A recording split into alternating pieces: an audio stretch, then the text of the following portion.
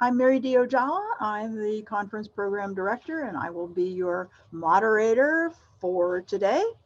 So I'd first like to thank our diamond sponsor, Sumo Logic, and I would like to introduce our keynote speaker this morning, Doug Laney, who is an innovation fellow, data and analytics with West Monroe. That would be in Chicago for those of you keeping track geographically. Um, he is also the author of a relatively new book called Infonomics.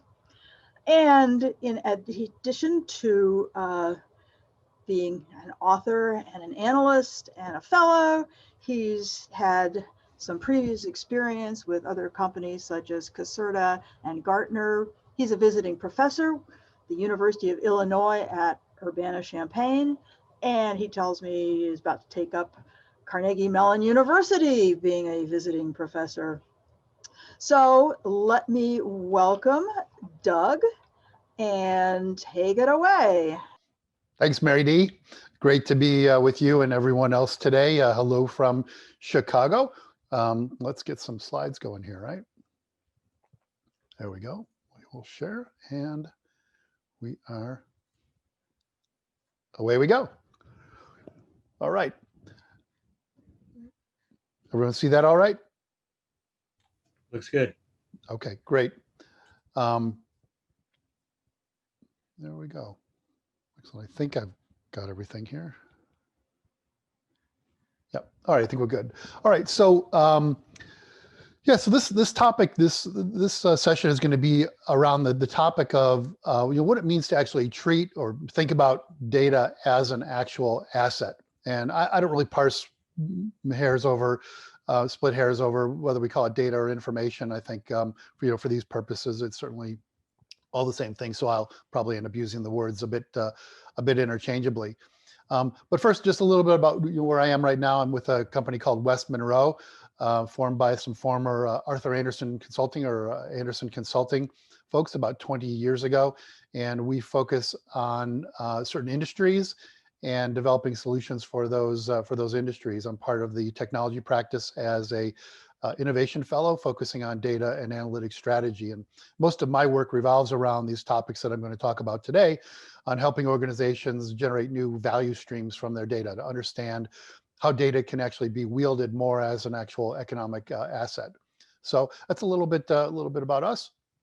Let me start with kind of where the story somewhat began. The concept of Infonomics really has its genesis in one of the a real sad chapter, one of the saddest chapters in American and global history, and that is the 9/11 terror attacks. After the terror attacks, some clients who were in the Twin Towers started contacting us, lamenting, of course, not only the tragic loss of life, but also the loss of their data. If you remember, this was in the days before a lot of cloud and offsite backups. So it was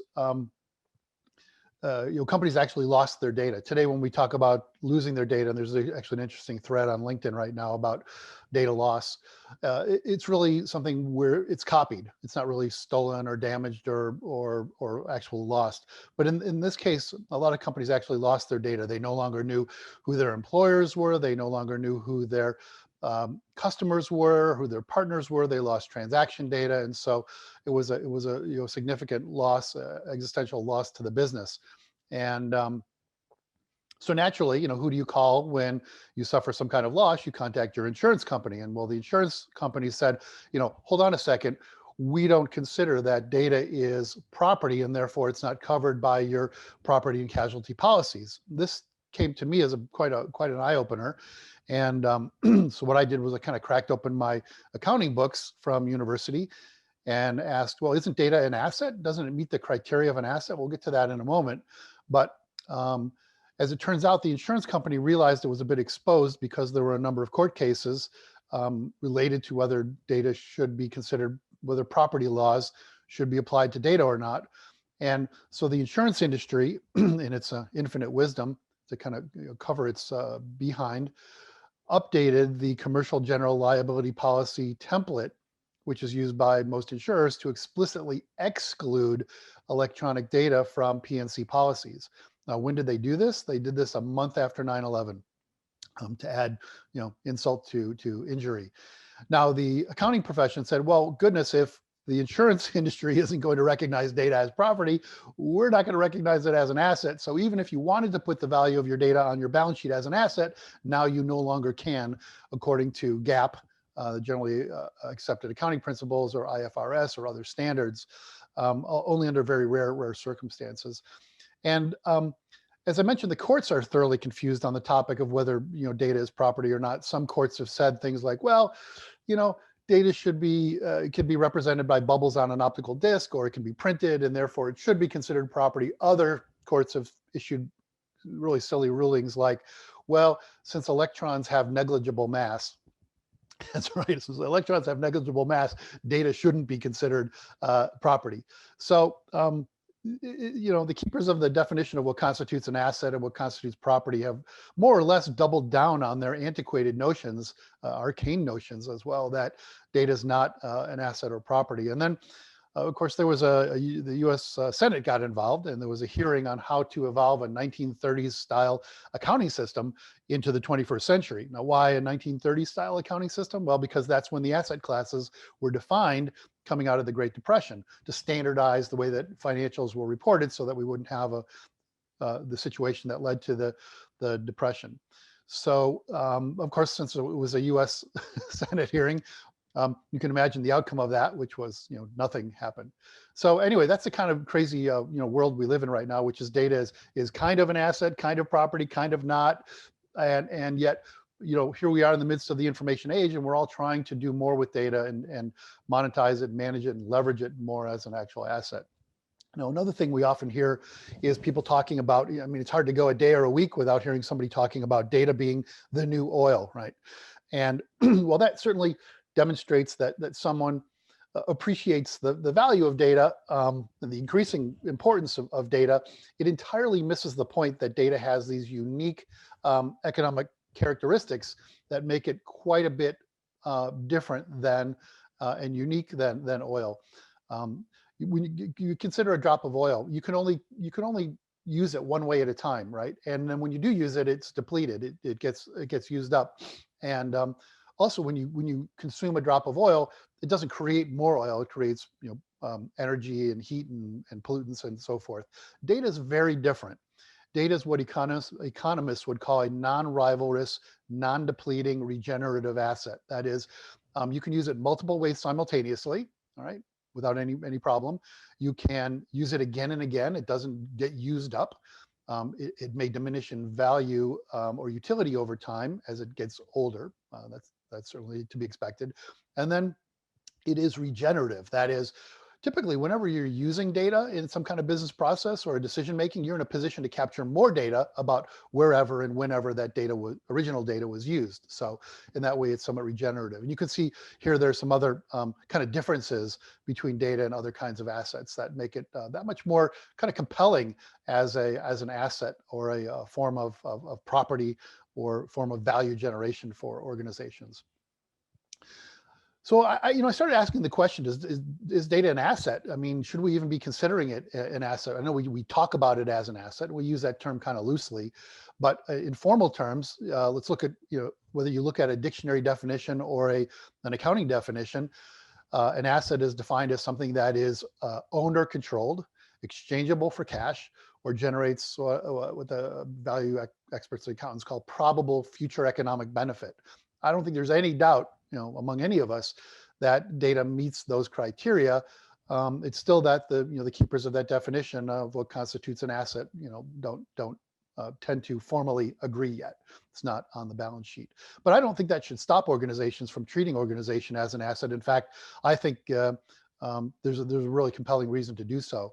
And one of those is that companies that behave in more data savvy ways, data centric ways, have a market to book value that's nearly 2 times higher than the market average. These are companies that have chief data officers, enterprise data governance programs, and data science groups.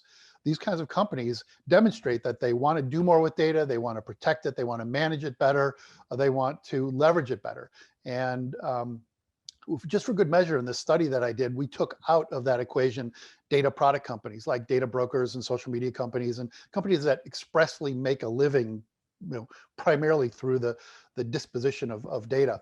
And what we found is that those companies alone have a market to book value ratio that's nearly 3 times the market average. So I don't think there's really any more kind of compelling case to become more data savvy than this. Certainly something that appeals to the investment community and shareholders.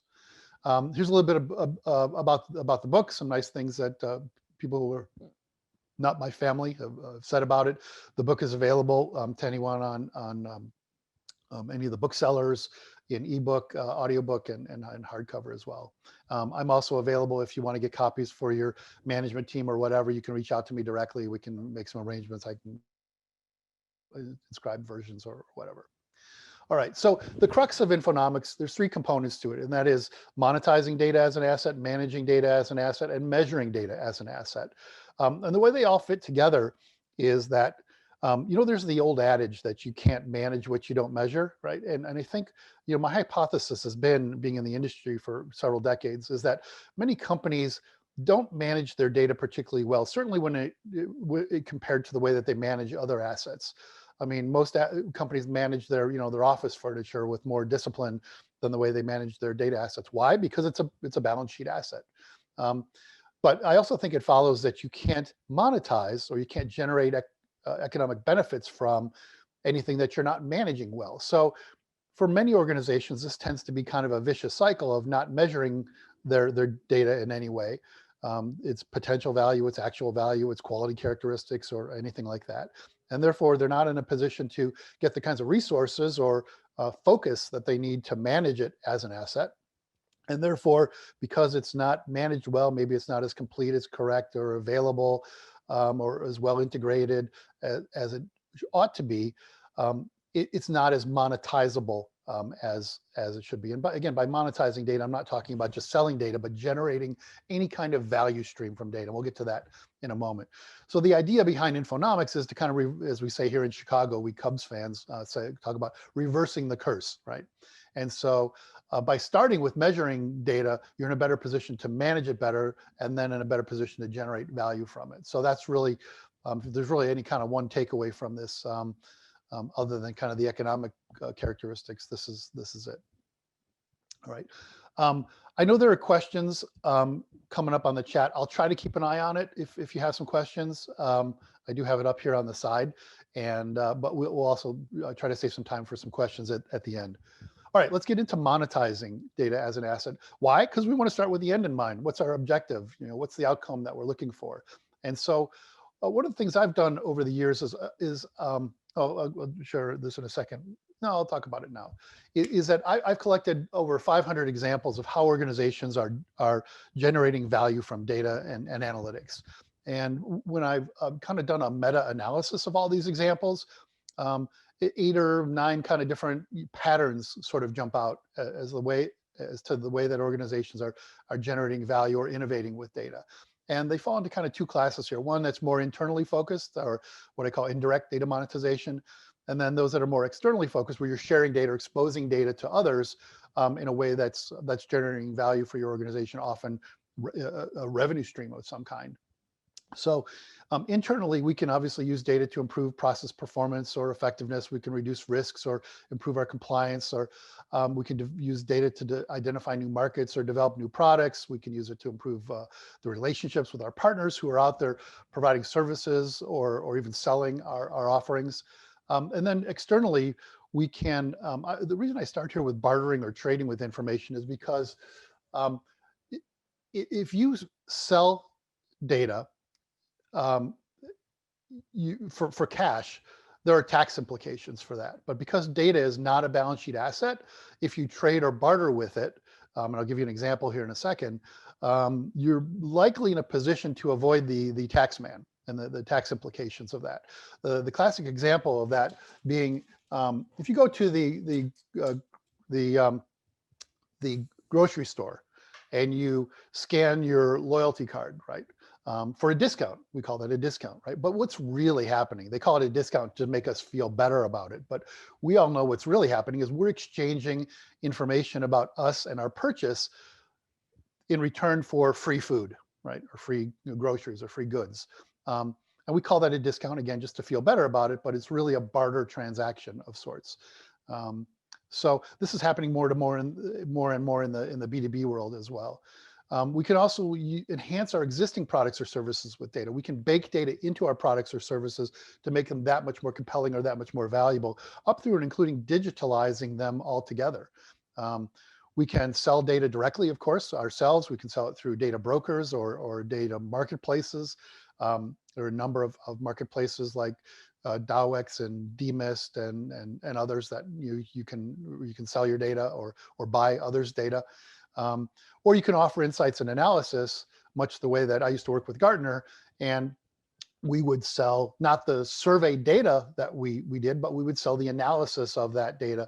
And because data is a non-rivalrous asset, remember, we would monetize it in different ways. We would sell reports, we would have conferences, we would do consulting. And so we would leverage that data in multiple ways.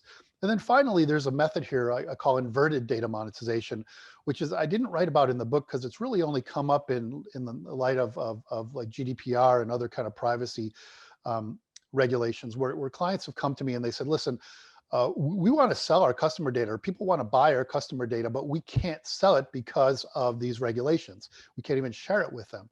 And so I think the issue is that you're only thinking kind of unilaterally about it.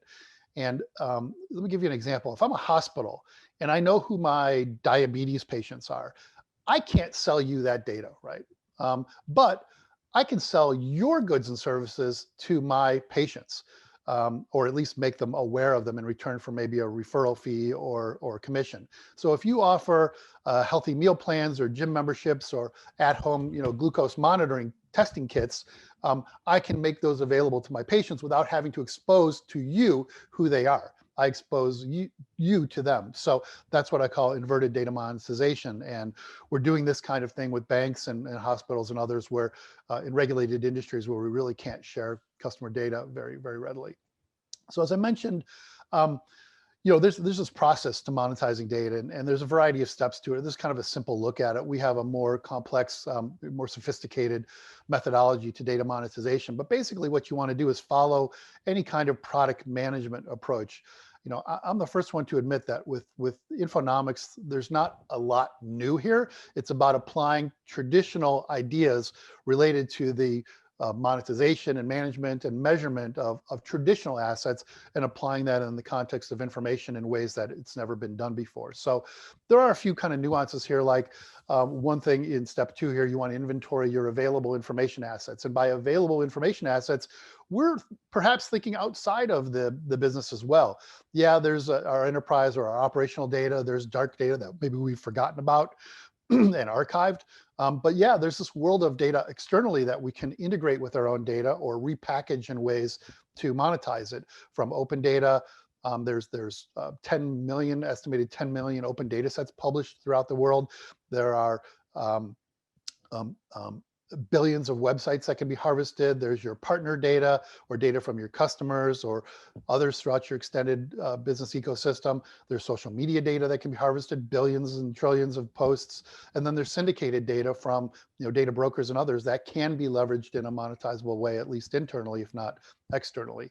The other thing to consider here is that you want to kind of identify ways that others have generated value from data, not just internally. And not just within your industry. Look at how other industries have monetized data and think about how to perhaps adapt those to your own business. One great example of that is the LA police force identified that they could adapt seismic prediction algorithms to predict where crimes were going to occur.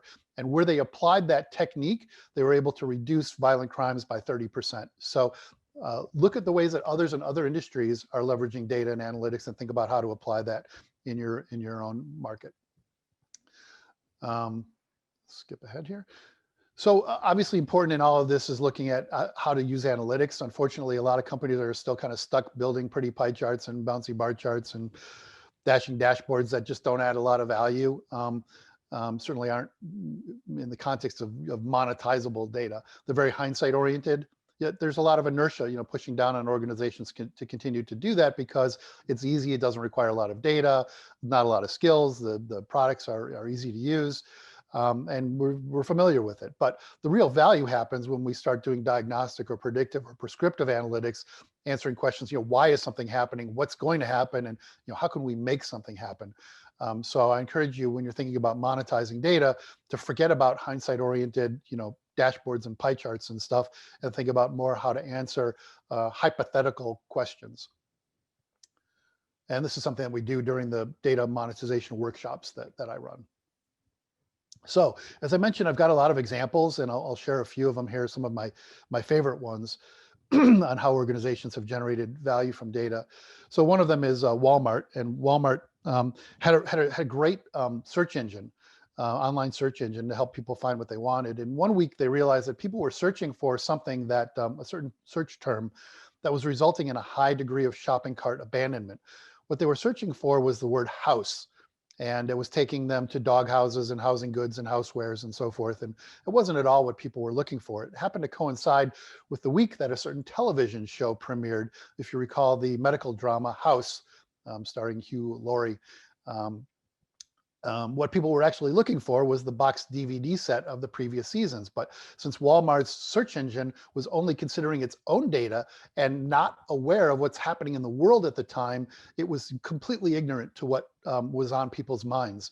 And so once they upgraded that search engine to take into consideration things that were trending on social media, they were able to reduce shopping cart abandonment across the board by 10 to 15%. And in Walmart terms, that's like $1 billion a year of monetized external data. Infinity Insurance is a small insurance company in the southeastern US. They realized they were sitting on 10 years of archived adjuster reports. Adjuster reports are reports that an investigator produces on certain claims to assess their validity. And so they realized that if they text mined these reports, they could identify the kinds of language or omissions that were indicative of fraud. And once they did so, they were able to subrogate tens of millions of dollars of previously paid out fraudulent claims, and then bake that model into their claims processing system to catch fraudulent claims up front rather than waiting until after they had been paid.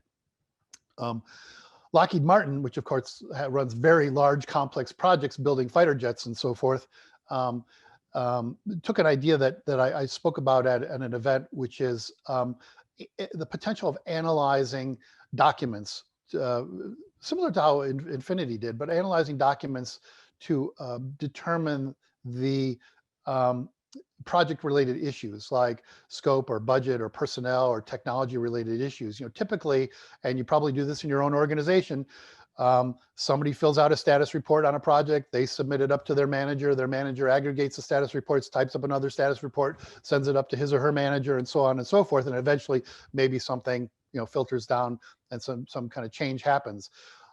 That's too slow for Lockheed Martin and much too complex for what they do. So what I suggested to them was analyze project documentation like project emails and other documentation to look for warning signs or indicators of project issues. Once they implemented this, they're now saving hundreds of millions of dollars in cost overruns and claim that they have 3 times greater foresight into project issues than they once did. Dollar General is a classic example of a company that is selling its data outright. They're making their inventory and sales and shopping basket of data available to their CPG suppliers. And what they have is now a self-funding data warehouse, which I think is a goal, or data lake, I don't know what it is now. But I think that's a goal for anybody. There's no reason that you can't have a self-funding data warehouse if you think more broadly about the ways to monetize your data externally. Allstate came to me a few years ago and said, listen, the automobile companies want to buy our data, but we can't sell it to them because we're the good hands company. We can't be seen as selling our customer data. Even if we anonymize it and aggregate it and redact it and all of that, we just can't be, it's a reputational issue for us. And so I said to them, well, this is not a technology or a data issue. This is a brand issue.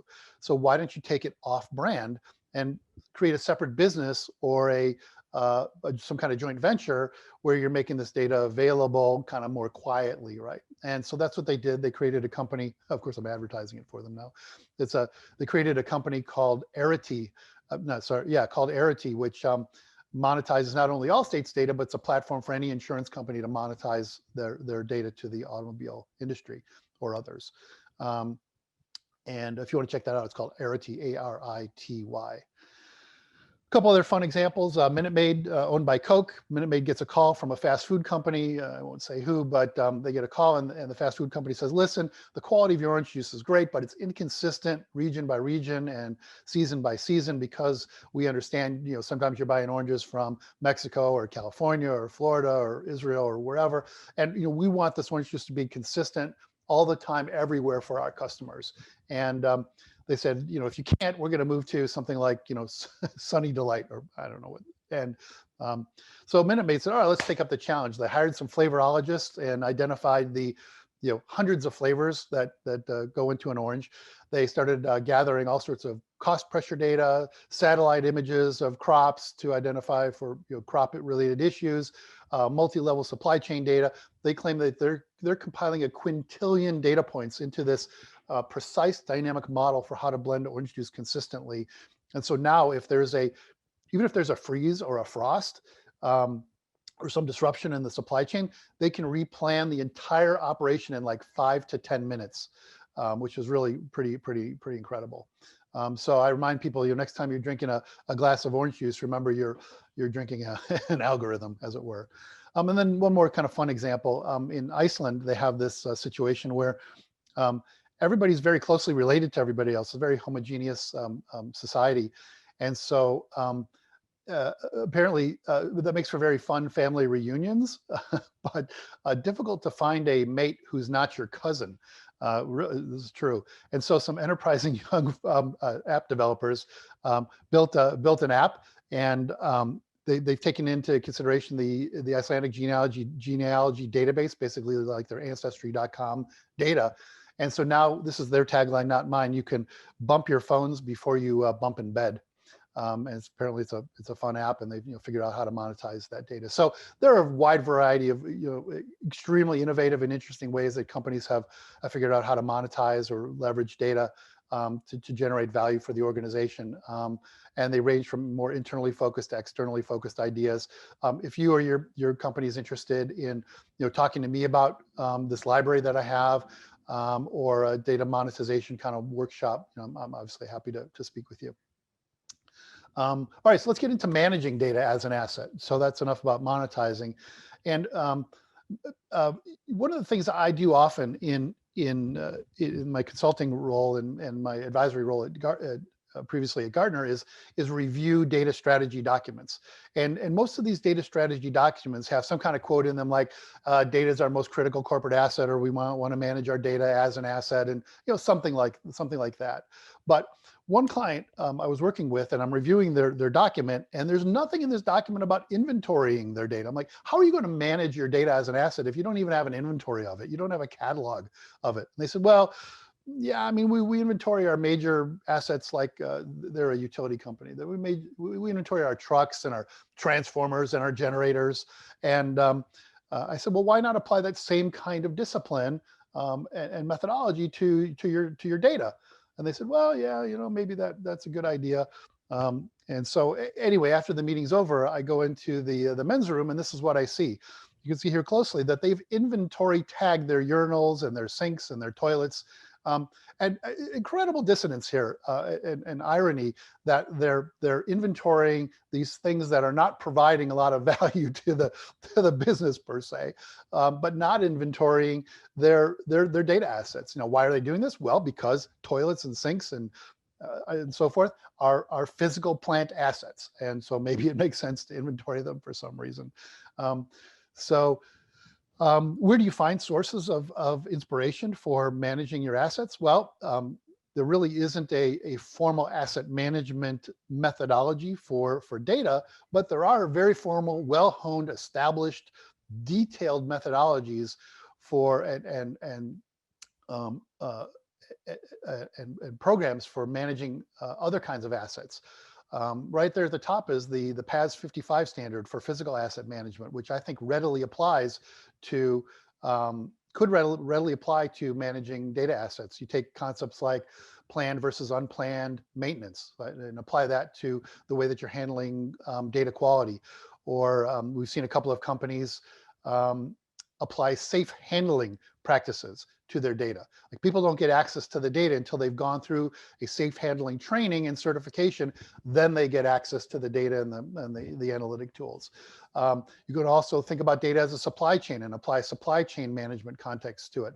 You can think about, and there's some that are even more closely related, like knowledge management, library science. There's a lot that can be applied to data. So I would encourage you to think about, whatever industry you're in, if you typically deal with physical assets.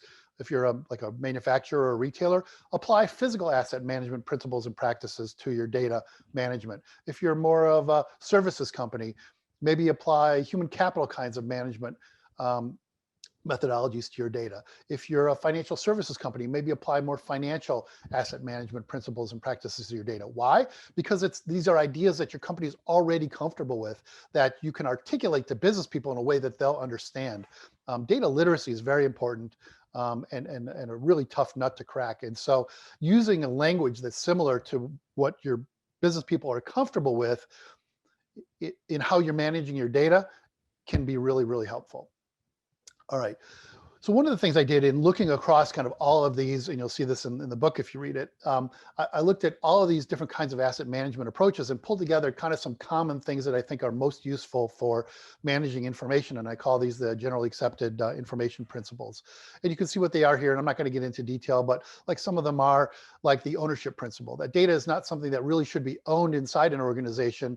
You should establish trustees for it, but that concept of ownership, of assigning owners, as so many do as part of their like data governance programs, is a really, really bad idea.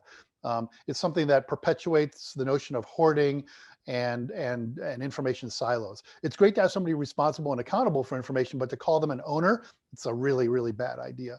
The other one is here, the replicability principle, that every time you're creating a copy of data, whether it's moving it somewhere or moving it into a data warehouse or a data lake or into a spreadsheet, you are increasing your attack surface, right? And you're increasing the risk that that data gets out of sync and that different parts of the company are making decisions differently.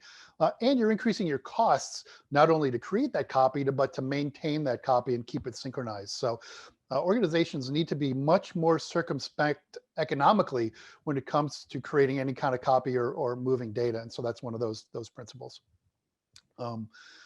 You could also think about the concept of the 6 R's of sustainability and how they might apply to data. Refuse data if you're not going to use it, reduce the data that you're not using, reuse data for multiple purposes, again, to drive its increased ROI, repurpose it in new and innovative ways that perhaps it wasn't originally intended for, recycle data, maybe tear it apart, pull it back together in new and innovative ways to generate more value from it, and ultimately remove the data if you're not going to use it. And I'll show you an example of one of our clients that's doing this in a really creative way in a moment. It's important to think about overall data and analytics maturity as well. I know there are a number of maturity models out there.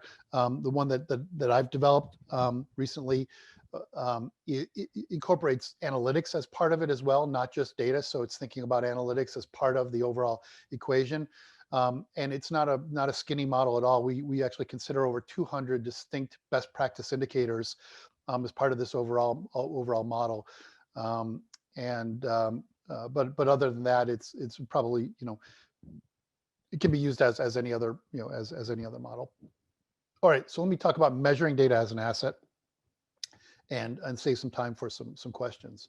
So, all right, so in thinking about the value of any kind of asset, not just data, you can look at data's realized value, the actual value that it's generating. And a lot of people will say, well, data only has value once it's utilized. Well, that's entirely inconsistent with the way that other assets are valued by accountants and valuation experts. So very often we don't wait until an asset is used to value it. There's other kinds of value metrics, like you can value its probable future economic value. You can value its potential value if you were to fully apply it to any and all business processes where it might be relevant. So for many organizations, I find that there are these gaps. There's this performance gap between how they could be managing their data or how they could be leveraging their data and how they actually are. Or a vision gap, meaning they haven't really thought about the full breadth of ways that they could be leveraging a data asset. So again, the workshops that I run with clients help to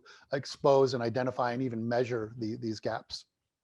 So over the years, I've worked with clients to develop some models for how to quantify data's value. And there are different reasons why you might want to value data. You might want to look at leading indicators of value. You might want to look at trailing indicators of value to justify or prove its value. You might want to focus more on improving the way that we're managing data, or maybe we want to focus more on improving its overall economic benefits. So in doing so, I've developed a set of 6 basic models that can help you answer those questions. So I'll give you kind of a quick tour of them from top to bottom, left to right. So over there on the left is I think I do have a pointer here somewhere. Can I use that? Yeah, let's screw around with that. So over there on the left is the top left is the intrinsic value, and this is a way of looking at data's value based mostly on its quality characteristics, like its accuracy and its completeness, and also its scarcity, because data that's more unique to your organization and less available to others is arguably more valuable to you.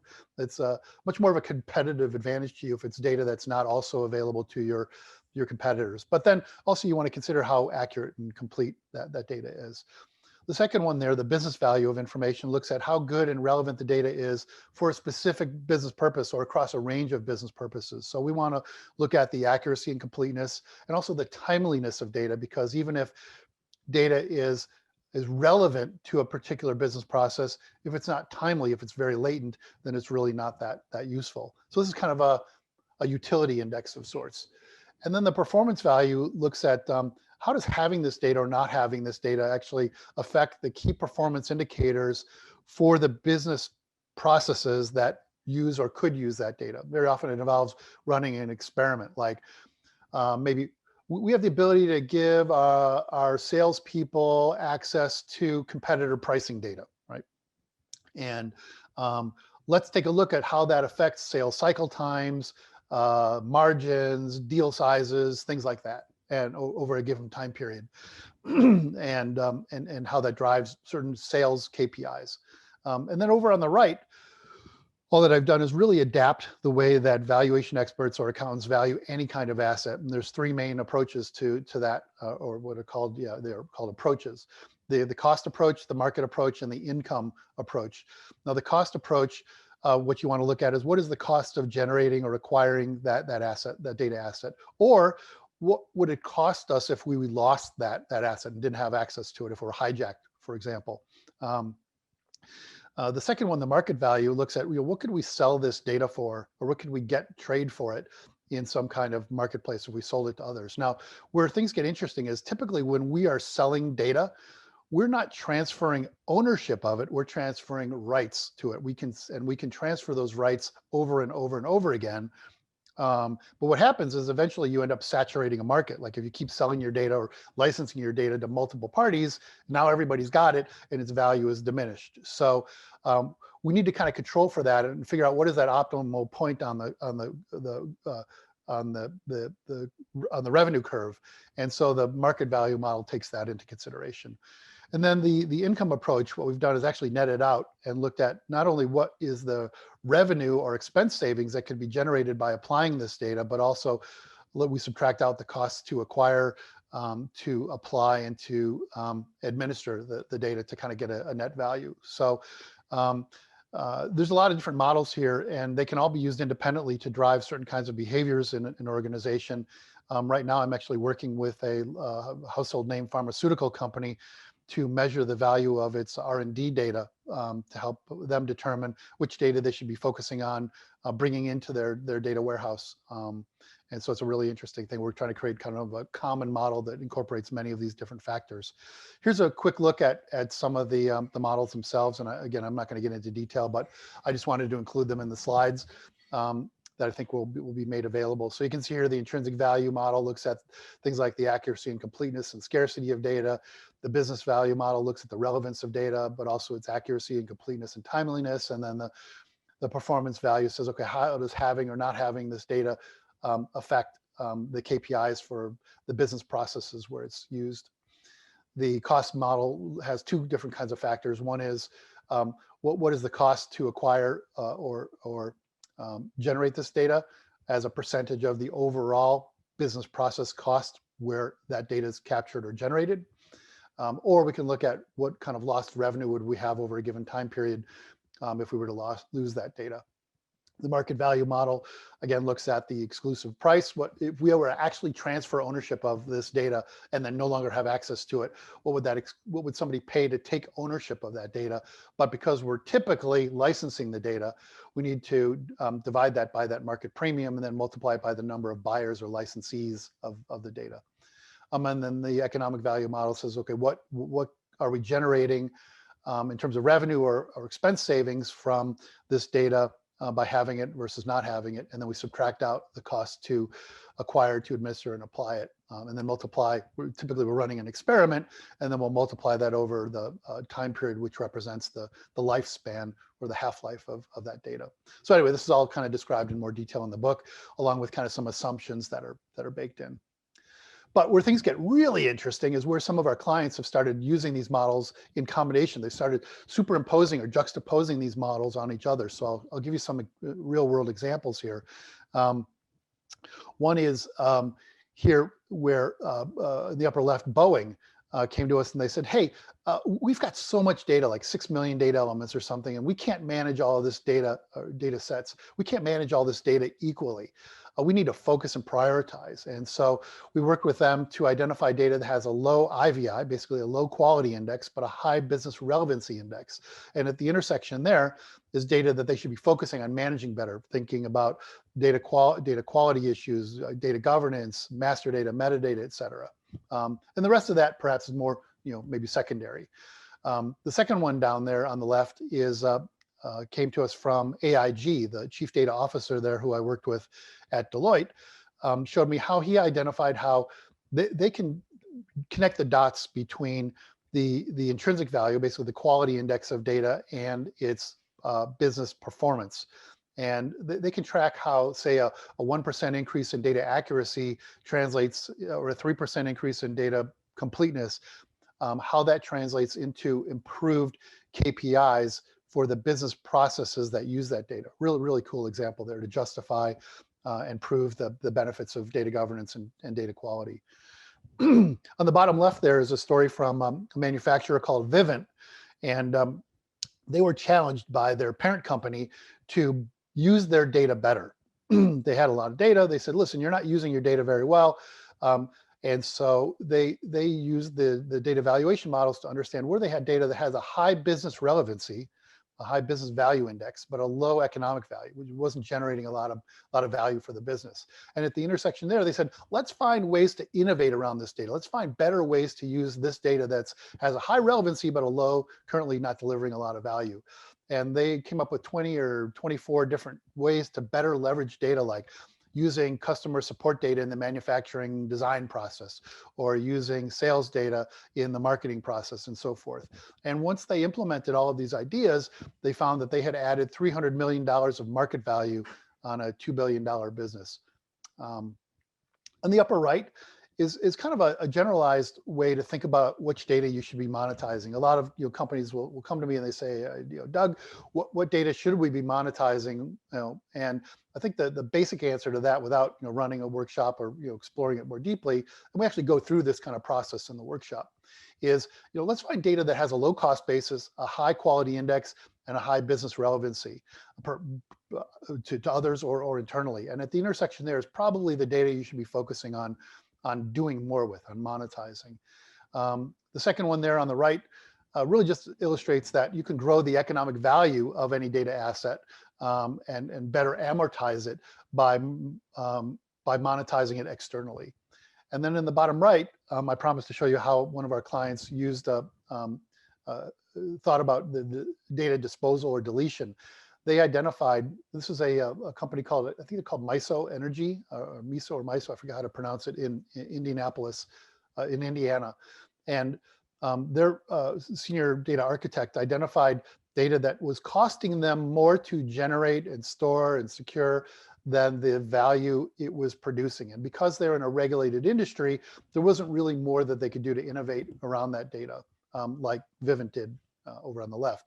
And so they were able to make a defensible deletion or defensible disposal decision for that data, and are now saving millions of dollars in unnecessary infrastructure costs by disposing of that data. So these are just a few of the ways that some organizations around the world are using data evaluation models. There's the Canadian National Library and Archives, there's Highways England, there's pharmaceutical companies that I'm working with that are all using these data evaluation models to drive certain kinds of behaviors in the organization or save costs.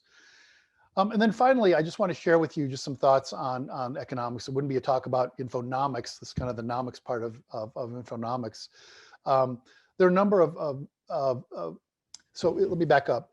If you remember kind of your Econ 101, there are a number of economic models that you learned from primarily microeconomic models like supply and demand and so forth that were originally designed with traditional goods and services in mind. We often talk about like guns and butter, right, in Econ 101. But nobody's really thought about how do these economic models apply in the context of data, not just physical and financial assets. And kind of where do these models break down? How do they need to be reconfigured? And how can they be leveraged or heated by those who are in designing new business models or thinking about how to produce or consume data? So I'll just blow these up here.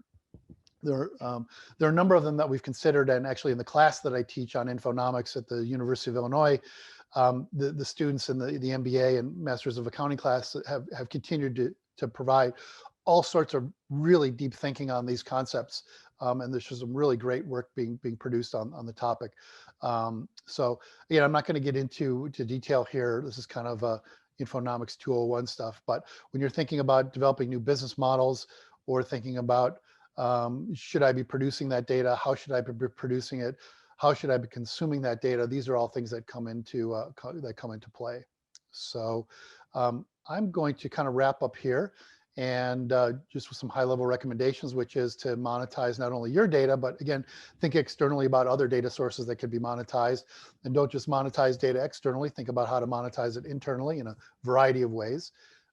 Next is to manage your data using the same discipline or similar discipline as the way you manage your other assets. Forget about what the accountants say. Data actually meets the criteria of an asset, even though it's not on the balance sheet. And I think it is incumbent in today's information age or digital economy to actually apply asset management practices and principles to your data. And then I think it all starts with measuring your data. How are you going to measure data's contribution or potential contribution to value, and use that to get the resources that you need to manage data better so that it can be leveraged better and generate more economic value.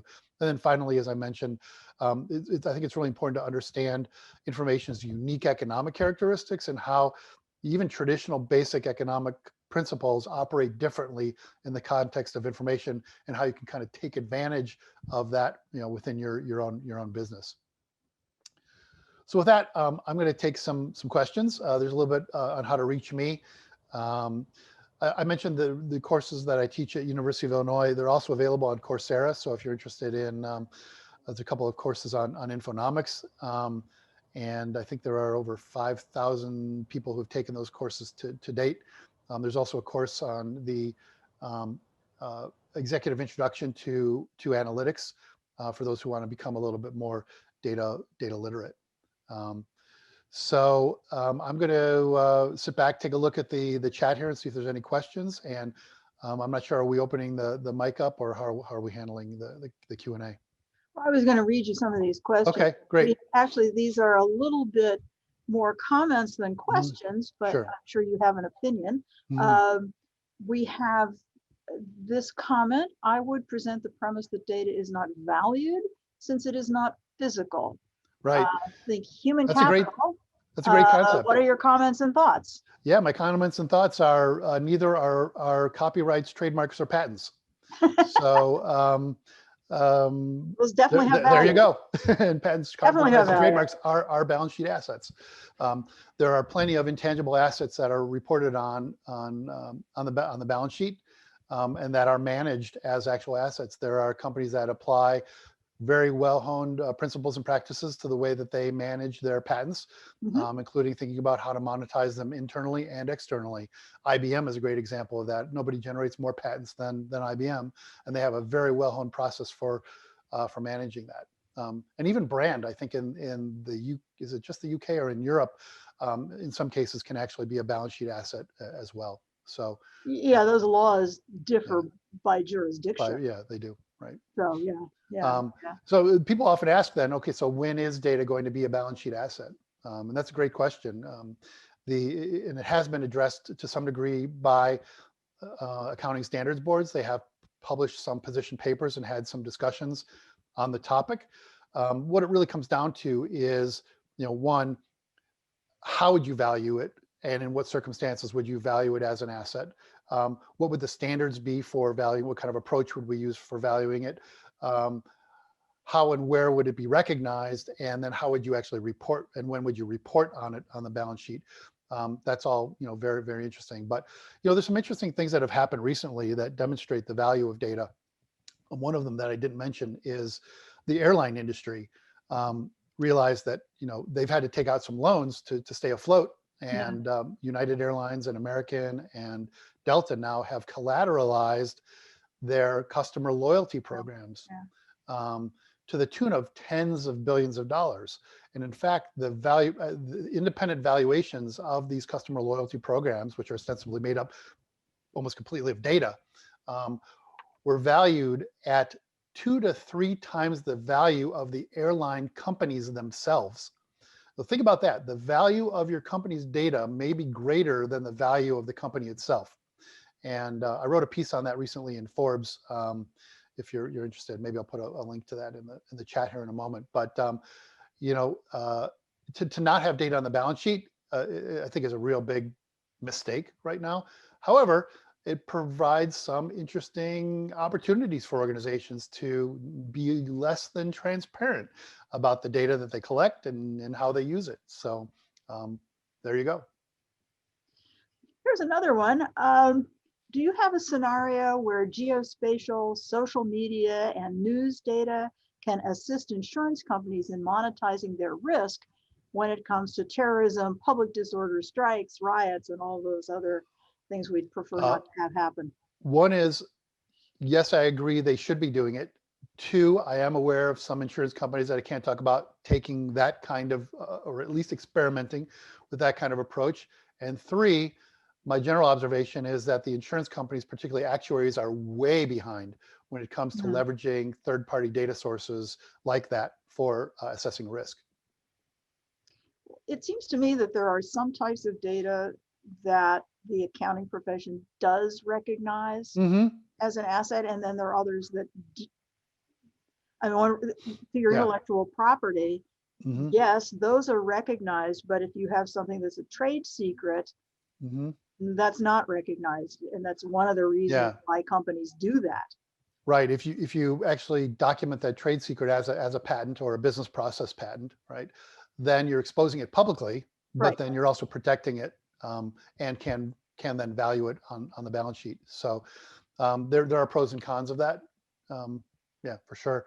But there are some instances where where we have seen recently where data is a recognized balance sheet asset, and they're very rare circumstances. Like if you're a data broker, like if you take a look at Experian or Equifax's balance sheets, you can see that they have actually purchased databases from other companies.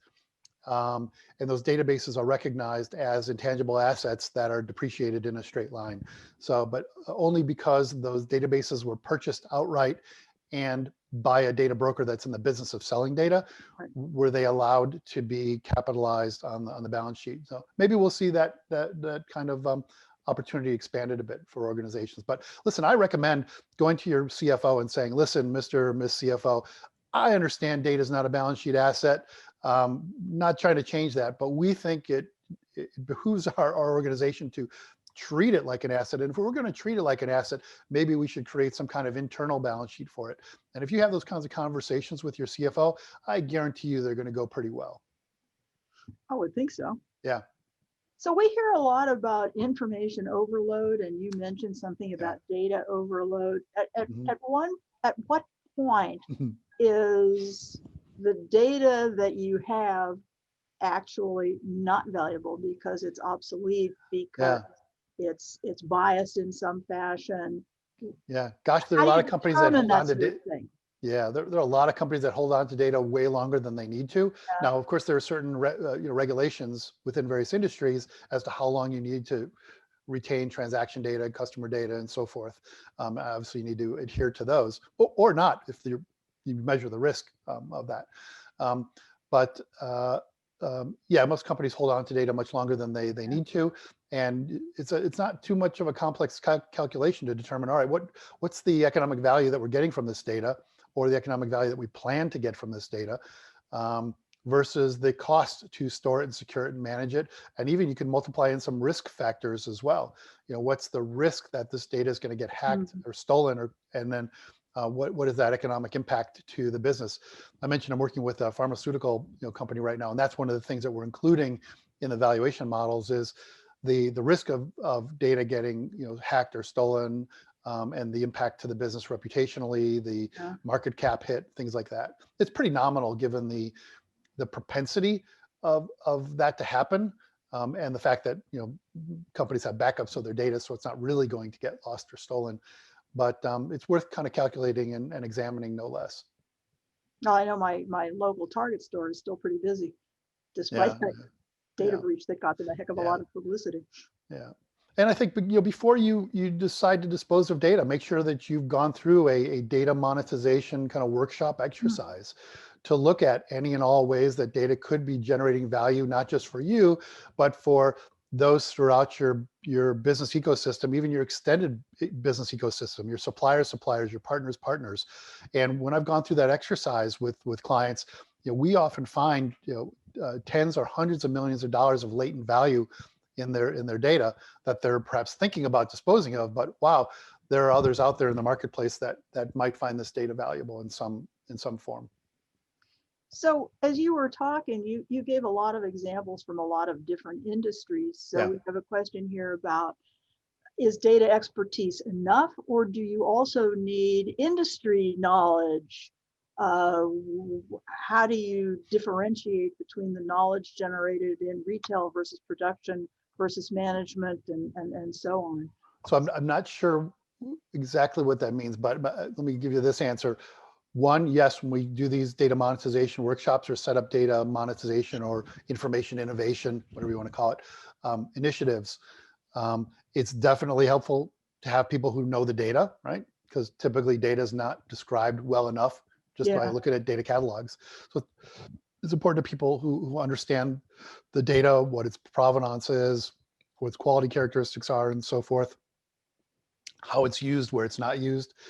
And then it's really helpful to have people from other industries, to say, or if not people, but examples from other industries. So when I run these data monetization workshops, we're sharing ideas from other industries and thinking about teasing them apart and saying, how could we adapt or adopt this idea to our business? And so that's really important to do as well. So yeah, it's helpful to have people with a breadth of subject matter expertise. That's where I and other consultants can come in.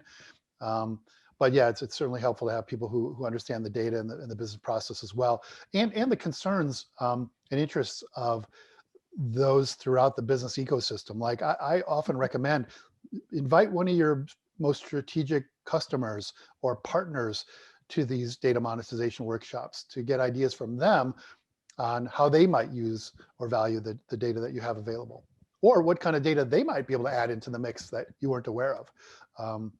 So, yeah. We also hear a lot about, when you're talking about predictive analytics and so on, at what point does personalization come into that? I'm trying to interpret this question we have in here. Um, Long-term about personalization and interpretation. So I'm not exactly sure what yeah. is meant by this question, but at what point does personalization of data affect the monetization of the asset? The more granular you can get regarding to an individual, the better position you're in to be able to target them with, precise offerings. But not just precise offerings. As we think about digitalizing products and services, Yeah. those products and services can be dynamically configured to meet the needs and wants and profile of a specific individual. And so that's why it's really important to have that kind of individual context. And more, we're looking not just at kind of the demographic information, but also behavioral data. What do people actually do is very different than what they say they do or want.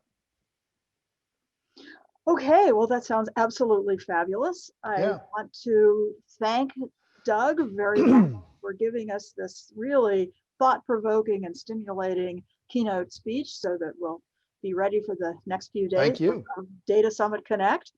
Yeah. And Hit me up with any questions anyone has. Fire them up on LinkedIn, tag me, and I'll respond if you like. I'm usually pretty good about that. And if you're interested in learning more about data monetization or data literacy kinds of services, can reach out to me on email as well. I guess I'm also curious, how much math do you have to know to be certified in Infonomics via Coursera? Not much at all. Those models are pretty simple. It's just plus signs, and the operators are pretty simple. So I can do that. yeah, one of the things they didn't add into those models are things like net present value and other kind of terms that make them a little bit more complicated. Some of our clients have done that, and in fact, most modify these models to their own particular needs. But yeah, they're pretty straightforward. Good. Thanks. I'm relieved. So thank you again, Doug. Thanks, everyone. Have a great rest of the week. And thanks to our diamond sponsors, Sumo Logic, and do get in touch with For sure. Doug if you have questions. So thanks all very, Thanks. very much.